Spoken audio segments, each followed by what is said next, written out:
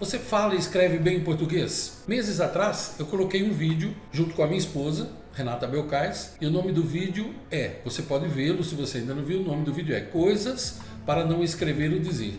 E lá eu fiz uma pergunta, se as pessoas queriam que eu fizesse disso uma série com a Renata. E se você olhar lá o vídeo, você vai ver que são milhares de comentários dizendo sim, eu quero. Então, cumprindo a minha promessa, começa aqui uma série de vídeos com a Renata Belcais, minha esposa, sobre o mesmo assunto. O que vai diferenciar se é apenas parte 2, parte 3 e assim por diante. Eu vou tentar colocar uma vez por semana, então você vai acompanhando e você vai entendendo certinho o que a gente quer dizer. Eu sou Ivan Maia e o nome desse vídeo, portanto, é Coisas para não escrever ou dizer, parte 2. Eu te vejo logo mais no final desse vídeo. Agora com vocês, a super Renata Belcais.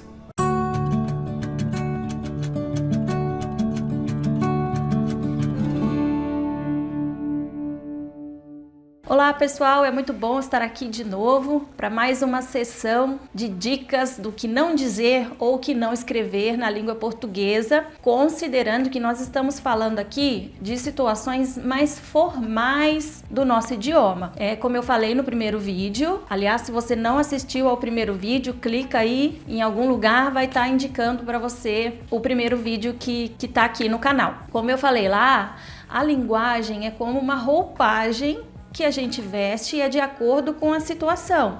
Então, situações mais informais não requerem um vocabulário tão rebuscado assim da língua. Já situações mais formais, por exemplo, uma conversa sua no seu ambiente de trabalho, um e-mail que você precisa redigir, eles requerem uma atenção maior quanto ao uso da língua portuguesa, ok? E para ilustrar essa questão aí de situação, teve uma pessoa, um cara chamado Armandinho, ele comentou, prazer em te conhecer, professora Renata, ou é prazer em lhe conhecer, ou é prazer em conhecê-la? Então, eu até respondi que se for dentro da gramática da língua portuguesa, prazer em conhecê-la fica muito bem. Mas se for uma situação bem informal, você fala bom demais te conhecer e tá tudo bem. O que eu quero dizer com isso? Que nós não estamos aqui para julgar ninguém, dizer que você fala errado, que você fala certo.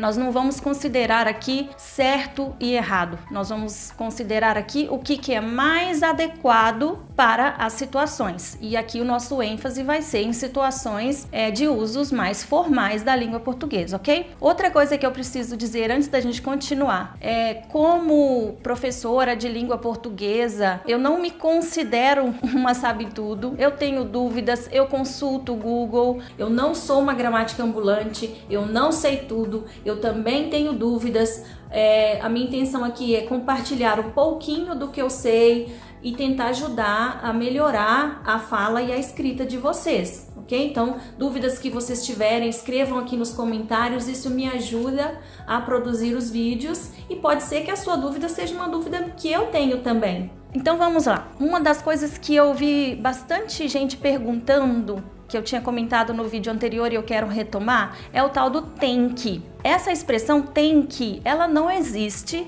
e um exemplo para isso ficar mais claro. A criança, por exemplo, quando está falando com você assim, mãe, tem que guardar os brinquedos em caixas separadas, não tem que? É isso que eu quis dizer, esse não tem que não existe. Ela deveria dizer somente assim, mãe, tem que guardar esses brinquedos em caixas separadas? Ok? Se não ficou claro ainda, coloca aí nos comentários. Novamente eu tento explicar de uma forma diferente, ok? Outra coisa que teve bastante gente que perguntou também é quanto aos porquês. Eu falei de 2 porquês no vídeo anterior e um deles eu acabei não dando exemplo. Então vamos retomar esses 2 porquês e falar de mais 2. Nós temos 4 formas de escrever a palavra porquê na língua portuguesa. E o porquê disso eu não sei.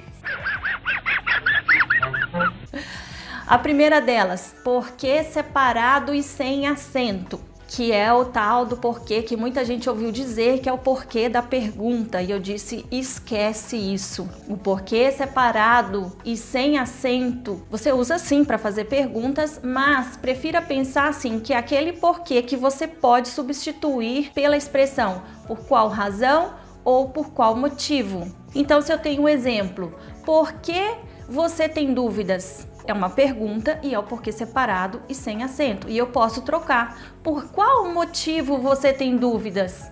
Deu certo a troca, saiba que é o porquê separado e sem acento que você vai usar. Outro exemplo que não é uma pergunta. Eu não entendo por que ele age assim. Eu não entendo por qual motivo ele age assim. Então deu certo a substituição, saiba que é o porquê separado e sem acento que você vai utilizar. O porquê junto e sem acento é o porquê que a gente pode substituir pela palavrinha pois. Então, dá certo trocar porquê por pois? É o porquê junto e sem acento que você vai utilizar. Um exemplo: ele não enxerga porque é cego. Ele não enxerga, pois é cego. Então, deu certo trocar, é o porquê junto e sem acento que você vai utilizar. E o porquê junto e sem acento é aquele que apresenta uma explicação.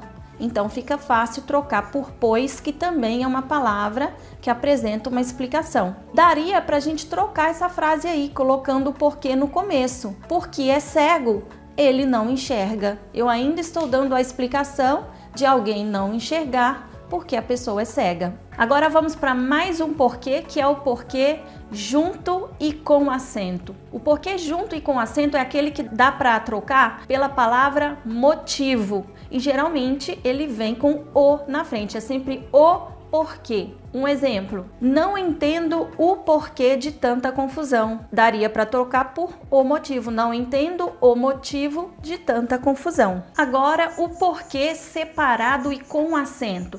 Esse sim você pode pensar que é o porquê utilizado na pergunta, mas lá no final da pergunta. Exemplo: você tem dúvidas por quê? Se eu trocar esse porquê, colocar ele no começo da frase, por que você tem dúvidas? Já não é mais o porquê separado e sem acento, e sim ele separado também, porém sem o acento, justamente porque ele veio para o começo da pergunta. Então, o porquê separado e com acento, ele vai estar lá bem grudadinho no ponto de interrogação no final da pergunta, ok? Para ficar mais fácil de entender, de compreender tudo isso, eu sugiro que você pegue aí uma caneta e um papel, se você ainda não está fazendo isso, e anote isso. Quanto mais você reforça isso para você mesmo, mais fácil fica, a aprendizagem vem mais rápido, ok? Ou você pode voltar ao vídeo e assistir quantas vezes você quiser também. Próxima dica: a Célia Barbosa deixou um comentário no vídeo anterior e pediu para eu falar sobre a palavra daí. Eu imagino que a Célia tenha perguntado isso porque daí é uma palavrinha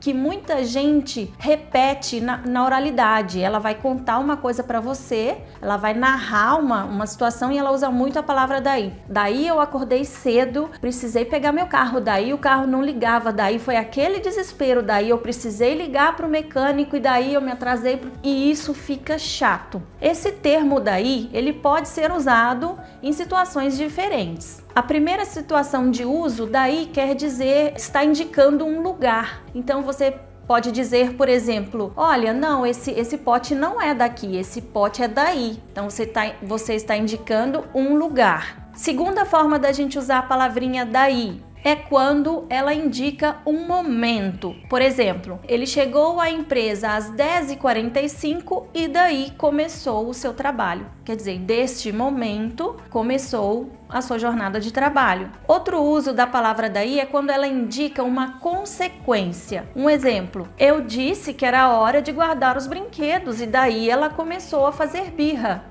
Quer dizer, pelo fato de eu ter pedido para guardar os brinquedos, a criança começou a fazer birra, é uma consequência do que eu pedi. E um último caso, o daí pode indicar também uma continuação, uma sequência. E ela pode até ser substituída por então, e depois ou a seguir. Um exemplo: misture todos os ingredientes até a massa ficar homogênea. Daí é só colocar numa assadeira untada e levá-la ao forno. Ou seja, eu poderia colocar aí também, então, misture até a massa ficar homogênea, então é só colocar numa assadeira, ou a seguir é só colocar numa assadeira. E só para fechar essa parte daí, é só tomar o cuidado para na sua linguagem oral, na sua fala, você não repetir muito, porque isso se torna cansativo para quem está te ouvindo. Bom, por hoje a gente fica por aqui. Se você tem alguma dúvida, alguma sugestão, escreve aqui nos comentários e a gente vai estar falando mais nos próximos vídeos, ok? Até a próxima!